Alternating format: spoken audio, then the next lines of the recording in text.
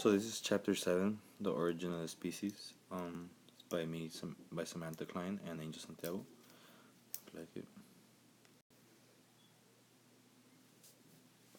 So Ernest Mayr was a German zoologist in around 1928.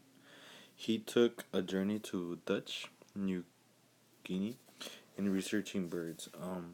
On his way back home, he actually brought back many species of birds that were yet not recognized in science. Um, so that he can actually more carefully analyze them. He also went and collected plants too. A book well known to people is his classical Animal Species and Evolution book that Mayer also wrote. Um, Through this book, he speaks of using his traditional taxonomy and how he was able to recognize 137 species of birds on his journey there. Um, how these groups arise is the problem of speciation, or how we know it, the origin of species. So how do we define species?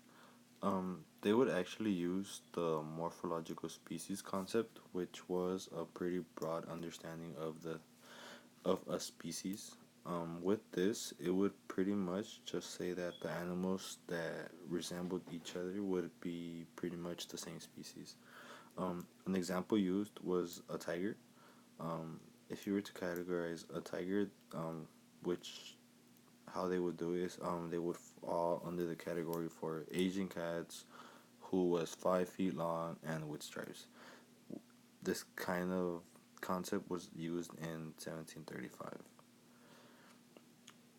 The problem with this definition was the dimorphic species, the sexual dimorphic species, in which male and females uh, would have very big differences.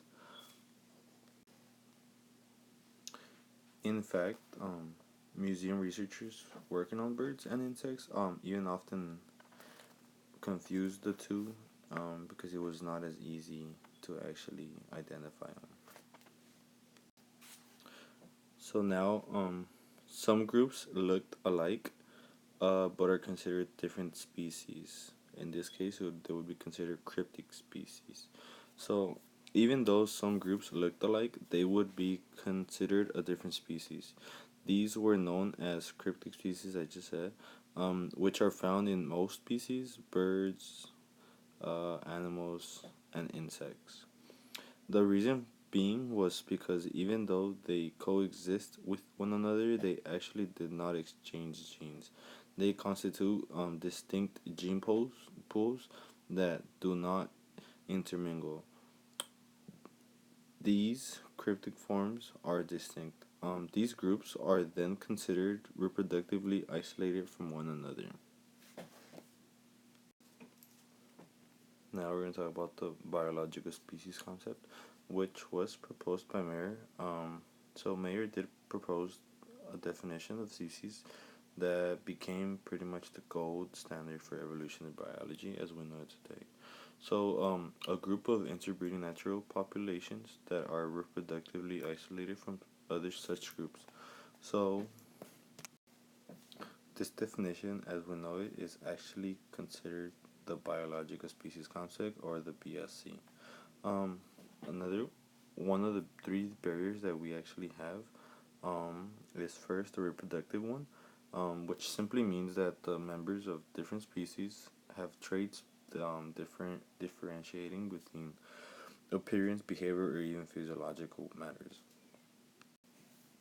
These barriers, however, just pretty much prevent them from becoming having been able to interbreed, while members of the same species can actually interbreed readily and as much as they want.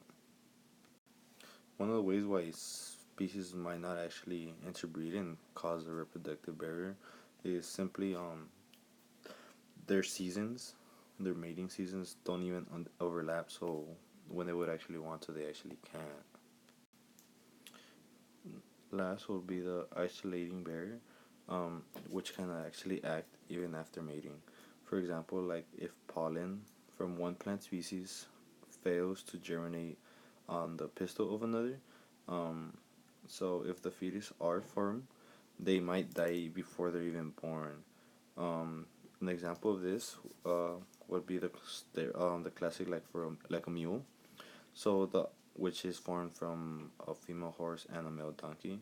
So species that produce sterile hybrids, which is in this case is the mule, certainly can't exchange genes. So problems with the biological species concept actually are from ranging from extinct organism and also from asexual reproduction.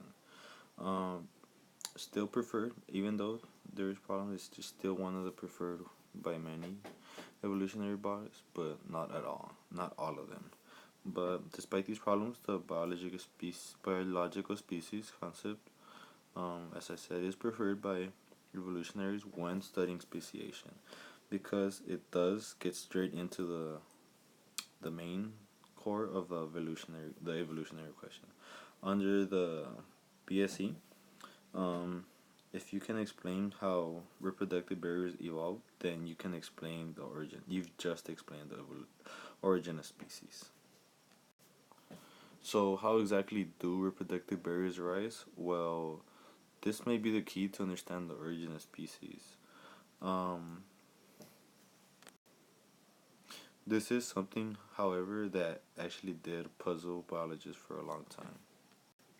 It wasn't until around like 1935 that biologists actually began to make a big discovery in the field where the one of the more important naturalists who also actually noticed um, that so-called sister species are one of the closest relatives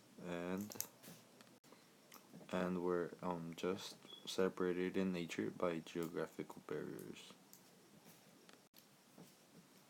Okay, so now talking more on sister species, which are a species' closest relative. As you can see on the picture below, we have taxon A and taxon B, which are sisters. They have a common ancestor of. They are both a common. They both have a common ancestor. Even though, like for example, sea urchins, which are found on the opposite sides of the seas of Panama, um, doesn't mean that they can't be sisters. So these are two actually sisters, just found in a really different location, but they both came from the same ancestor. These are actually brought up by geneticists, and naturalists, where this is actually proof of the effects of evolution and geography on the geography. Um, Mayer actually argued that these barriers were merely the byproducts of natural and sexual selection, um, just simply that they were just geographically isolated, and evolved in just some different directions. So now we're going to talk about what about hybrids? So hybrids can be sterile or inviable. We bring back the example of a mule.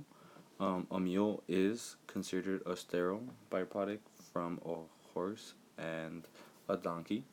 So this is usually an accidental side products of divergence. Sadly for the mule, it can't die prematurely or sometimes just are not able to reproduce. Um, just because they are considered sterile and their genes will not be able to actually reproduce. So species are evolutionary accidents. Species do not evolve for a purpose. They evolve as a result of genetic barriers. This process resembles the divergence of different languages. In this case, both can be traced back through an ancestral tree to find the origin. They are common ancestors for languages also. This comparison was made by Darwin. However, this comparison is not considered an absolute, and also languages can borrow from each other, but species cannot. So now we have the theory of geographic speciation. So this theory can be stated pretty simple. The evolution of genetic isolation between population requires that they first be geographically isolated. So, why is geographic isolation important? Well, without isolation, the selection that could drive populations apart has to work against the interbreeding. So, the splitting of a single population, well, this constant intermixing will actually keep the gene pool from splitting into two species. So now we have the evidence. So the short-term experiments can produce genetic barriers. The majority actually give positive results and can look at the geography of sister species. This should be a continuous process. An example is a Asatrium halakizixi, which is right here to your right, and the Drosophila test. St. Patrick's speciation, which is speciation without geographic barriers. So, two related species in one place does not mean they both arose in that area. A solution is the habitat islands, usually too small to have geographic barriers. An example is the cichlid fish to my right. We have allopolyploid speciation, autopolyploidy speciation.